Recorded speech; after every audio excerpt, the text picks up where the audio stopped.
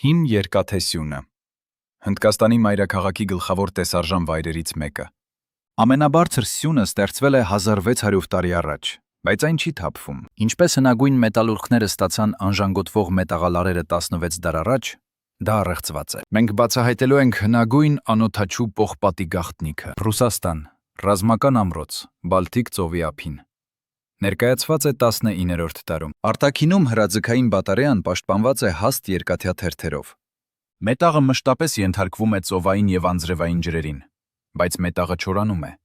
թեև այն գտնվում է շատ խիստ պայմաններում մետաղի համար։ Նորմալ է, որ մետաղական արտադրանքների տառերը պատրաստվում են դուրս գալ փորակման ժամանակ։ Դա շատ ավելի հեշտ է, քան հետո խիտ երկաթը քողարկել։ Դելիում սյունի վրա գրառումը կեղծ է, այն ստեղծվել է ավելի ուշ։ Երկաթյա սյունը Հնդկաստանում և ռուսական ռազմական բերդը պատրաստված են նույն երկաթից, օգտագործելով նույն տեխնոլոգիան, միևնույն ժամանակ։ Դա 9-ը դարում։ Կառուցման ամսաթիվը ճիշտ նշված էր, և երկաթե սյունին վերագրվեց 1,5 հազարամյակի տարիքը։ Սա հին անթափանց մետաղական տեխնոլոգիայի գաղտնիքն է։